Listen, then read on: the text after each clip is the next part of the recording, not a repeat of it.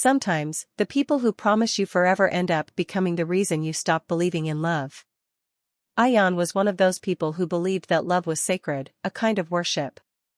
In the quiet mornings of San Francisco, with a cup of coffee in hand and fog rolling over the streets, his life looked peaceful, almost perfect. He had everything he thought he needed: a stable job, a few good friends, and a woman who made his world glow, Maya. Maya was an artist. Free-spirited, magnetic, and beautiful in a way that made everything around her come alive. When they met, it felt like the world had stopped. Their story unfolded like a quiet movie: late-night talks, coffee dates, art galleries, and rain-soaked walks where silence said more than words ever could. For Ayan, she wasn't just love, she was home. He believed that kind of connection was unbreakable. But not every love story is meant to last forever. Over time, the warmth began to fade. Ayan noticed the distance first, her eyes on her phone a little too often, her smile saved for someone else. He asked her gently who she was texting, but Maya brushed him off. "You're overthinking, Ayan."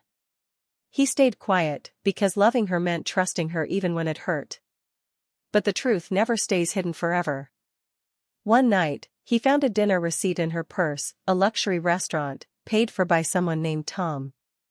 When he asked, Maya said it was just business. Ayan wanted to believe her. But deep down, something in him broke.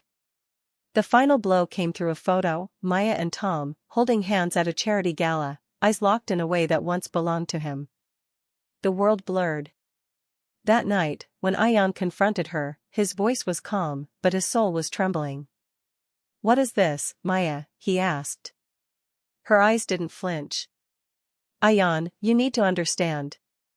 Tom offers me something you can't. Stability.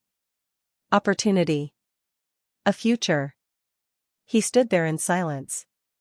Every memory, every promise, every word they'd shared, all of it shattered in a moment. "I loved you, Maya," he said softly. And she replied, colder than winter, "And I love my path."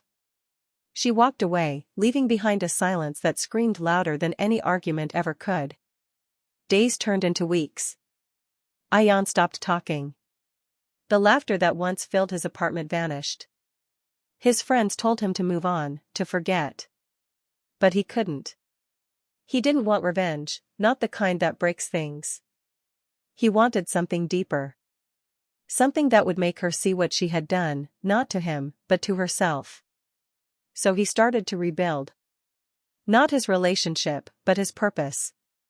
With quiet determination, Ayan began to dig, not into Maya's private life, but into the world she had chosen. Tom's company, his deals, the people he sponsored. The deeper he went, the darker it got.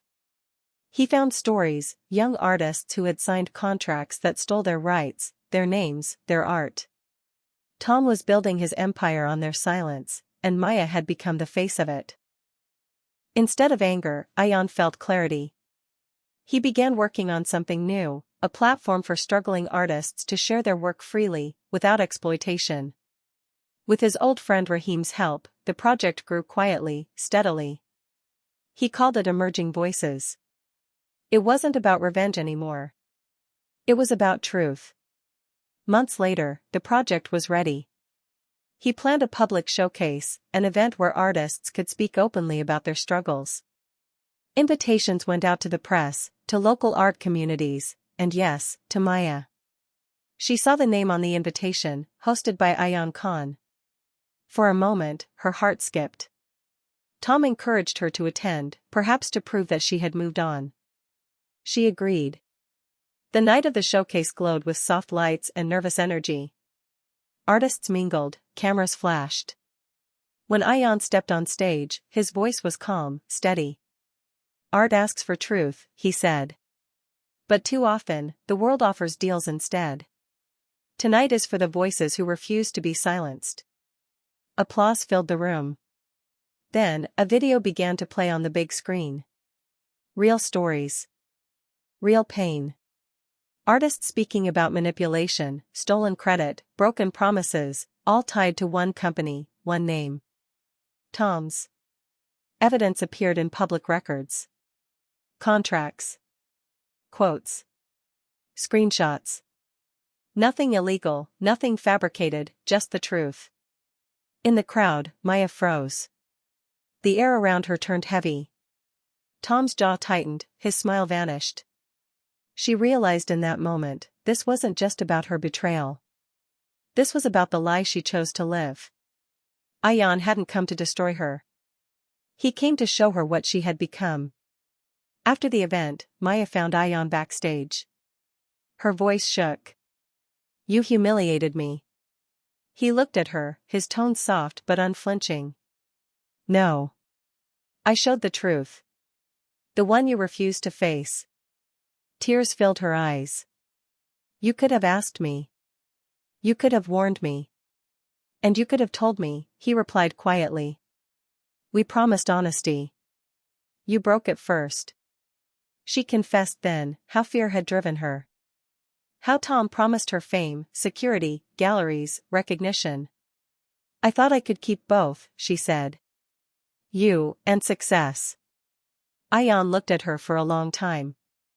"You chose fear over love," he said. "And fear always betrays." A few minutes later, Maya walked back to the stage. Everyone was still there, the press, the artists, the cameras. She took the microphone, her voice trembling but clear. "I was part of this system," she said. "I made choices that hurt people. I thought I could trade truth for opportunity. I was wrong." Gasps rippled through the room. Tom tried to stop her, but Maya kept going. "I'm ending my contract.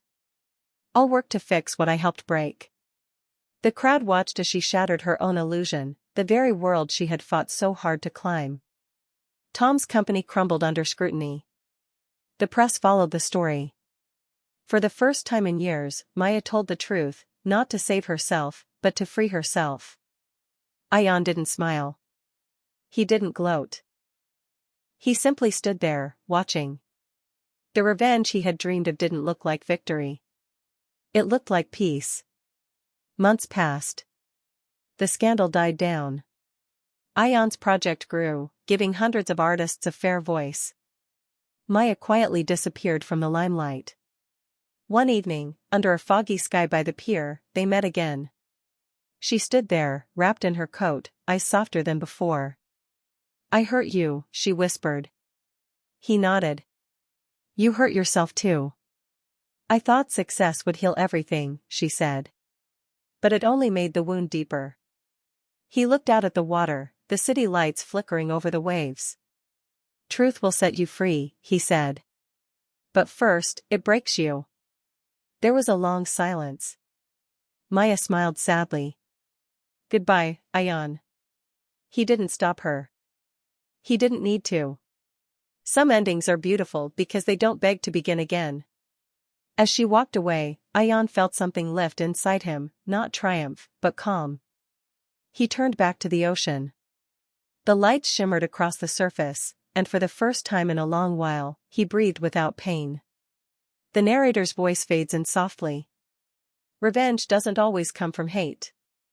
Sometimes, it comes from truth. Ayan didn't destroy her, he simply held up a mirror. And in that reflection, she saw the person she'd forgotten to be. He turned pain into purpose, silence into strength. Because the greatest revenge is finding yourself again. The piano swells. The screen fades to black. A love lost. A truth found. And a man who turned betrayal into redemption.